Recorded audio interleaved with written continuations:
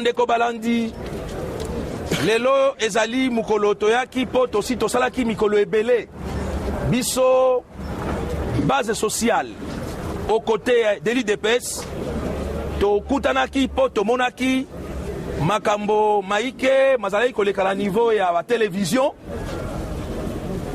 yango toyaki pe lisusu koyoka interprétation ya article 26 awa poto manyola poto ebisabino o ya biso société civile interprétation ezali lolenge kani na kati ya article 26 ya constitution ya IDPS ya statut ya IDPS elobami clairement na o etali empêchement définitif soki empêchement définitif ezali wana ezali makambo misusu président de la République azali empêché définitivement te ezali pour la prise de fonction oyo azuaki na kati ya mandat na ye oyo basilaki ko choisir ye en tant que président ya parti yango esali ke azali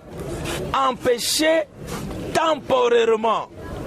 Or empêchement temporaire elobami te na kati wana yango tomoni ke ezali na bamisusu baoyo bazali kosala ba interprétation volontaire tout simplement pona koluka kobebisa misala oyo ya 38 ans parti o munene esali kosala na kati ya mboka na biso pona yango nde tolobaki ke toyei kokutana na batu banso tosengi mokonzi ya mboka tosengi parti eluka ko créer kamwa espace moko pour permettre ba contentieux mike et trouver ba solution parce que ya solo après kotala ko manyola makambo nyonso tomoni ke crise ezali te crise ya muke o ezali crise artificielle au fait ezali artificielle nde tolobi ke biloko wana tokolinga yango te tozali bana ya tata moko bana ya mama moko tozonga nano tozonga sima totala esika touti bisika oyo tozali kokende ezali pamba te tango balobaki ke parti oyo ezali parti ya peuple donc nyonso ezali kouta na peuple azali na kati ya société civile azali kosenga ke noke accompagner ba politique pour que ba solution ezala trouver donc problème ya leadership na au sein ya IDPS ezali nango te président azali wana ayebani asilai koti ya secrétaire général na ye donc ya parti OEP ayebani esengeli batu misusu bao baza kolinga kosala ba interprétation oyo ezanga tina mizonga sima pour que tokoba oliboso. Merci. Je suis Madame José Rachidi, je suis pasteur et initiatrice du projet Synergie de l'emploi pour tous. Alors, à quoi il dit votre présence dans ces milieux politiques à l'IDPS? Ok, je suis... D'accord. Ok, ce qui est lelo awa, tozali moko na kati ya coalition ya munene oyo sangisi ba association na ba plateforme ya société civile oyo bazali ko servir IDPS comme base sociale. Ngai soki na lobby en tant que maman 38 ans à pouvoir au IDPS 38 ans à souffrance et à lutte au IDPS à sali quelques personnes bako komisango kaka na seconde moko te ke de koma kapamba en tout cas pour na biso ngai maman na biso batoza na monde ya création d'emploi ce que tozo tala ba jeune na biso ebele libanda boye ça nous fait mal au cœur au moment où le président de la République Félix Tshisekedi et le président Jean-Marc Kabound comme accompagnateur il y a vision tozali ko sala musala munene pour na kopesa 10 millions d'emplois. Alors musala munene wana tozo sala tomoni batu baye kaka soki bauti wapi balingi ko déstabiliser pouvoir ya Félix Tshisekedi yango wana biso ba mama toye ko s'opposer contre lokwana tozali déjà tomoni mwinda epeli tolingi tobika bana na biso bazwa misala na kolanda na misala otozomo na président Félix azosala et longo na président Chama Kabundo baze ko accompagner biso. Pour votre information, touti ba voyage belé oto timdami na parti pour permettre à ce que to kende ko yekola ndenge nini to kosala misala.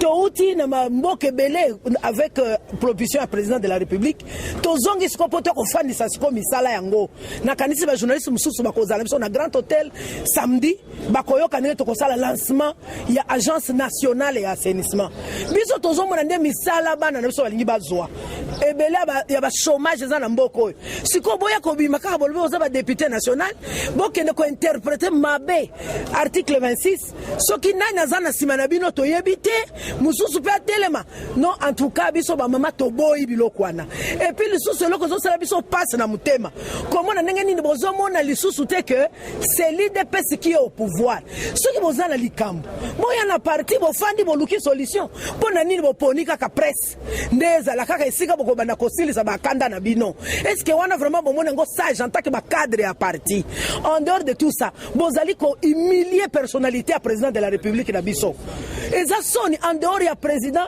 autorité morale ya IDPS azali quand même président de la République ayambi bino 24 heures après bokeye ko finga na télévision ça ce n'est pas acceptable to kondima yango te parce que biso tozali base sociale ce qu'il faut to organiser ba marche po biso il faut misala na biso président Félix akomisa biso na suka ya souffrance to bandana ye nano comme président de la République te projet nazali ko yebiso ya misala 10 millions to bandana président Félix nano comme président de la République te siko comme président to moni misala na misu ba mama ba batu babimi au député biso nde to vota bino soki to koki ko marcher lisusu poto yebisa bino botika makambwana on va le faire parce que biso faut makambo biso koma na suka de deux président Kabunt bien sûr azali président IDPS mais il est le premier vice-président de l'Assemblée nationale quand même il faut respecter ye et surtout bozali na endaku moko na Assemblée nationale est-ce que bozo mona te kezali moyen moko ko humilier parti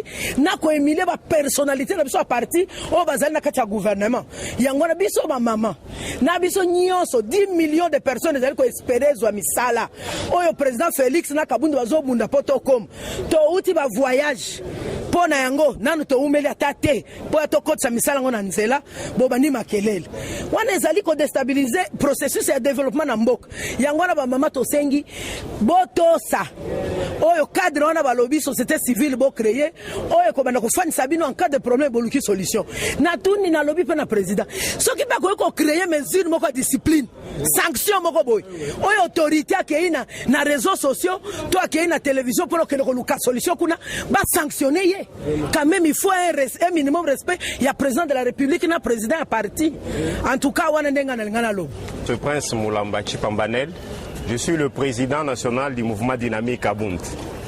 Alors vous soutenez la nomination du secrétaire général Augustin Kabouya, c'est ça? Oui, nous soutenons la nomination du secrétaire général Augustin Kabouya parce que sa nomination n'a pas créé une entorse quelconque par rapport au statut du parti IDPS et cette nomination est dans la logique.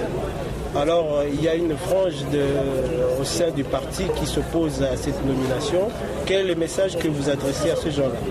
En fait, nous demandons aux esprits de se calmer parce que la nomination du secrétaire général Augustin Kabouya comme secrétaire général du parti IDPS n'a pas créé une entorse quelconque par rapport à l'ordre statutaire du parti, étant donné que l'interprétation de l'article 26 était biaisée, parce qu'on est en train de penser que l'article 26 devrait être applicable en ce moment en installant un triumvirat, mais on a compris par rapport à l'interprétation juridique même du statut, selon l'esprit du statut et selon ce qu'on peut dire les logos et les rémas du statut, on comprend que l'article 26 n'a pas lieu d'être interprété à ce stade parce que l'article 26 stipule clairement qu'en cas d'empêchement définitif, je m'arrête d'abord sur ce point-là parce que le président de la République n'est pas définitivement empêché.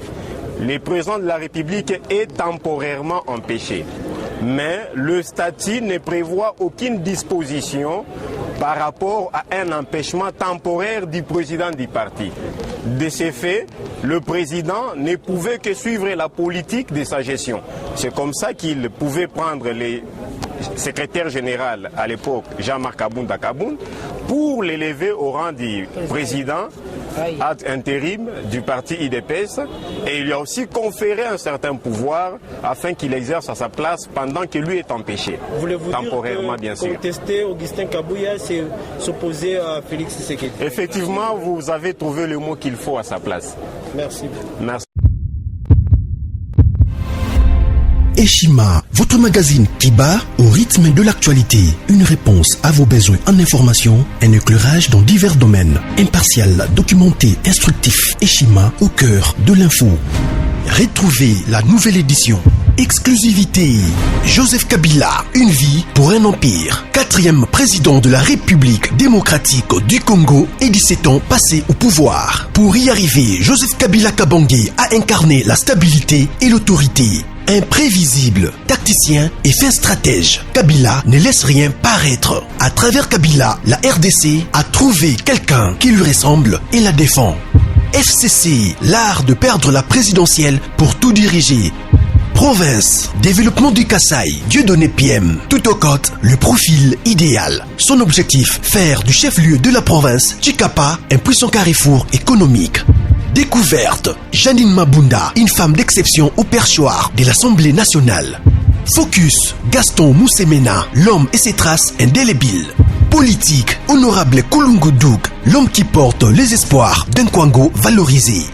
Bailon Gaïbene, le bourgmestre qui a relevé des grands défis. Géostratégie, RDC de plus en plus convoité. Institution, Jérôme Kitoko et la réforme de la Cour de cassation. Nation, Henri Thomas Lokondo, une liberté de pensée qui choque les idolâtres politiques. Interview, politique extérieure selon Jean-Pierre Alumba. Économie, Gopas, un éléphant blanc choyé par la RVA. Retrouvez l'intégralité du magazine Eshima dans les kiosques. Eshima Magazine, un nouveau standard d'information.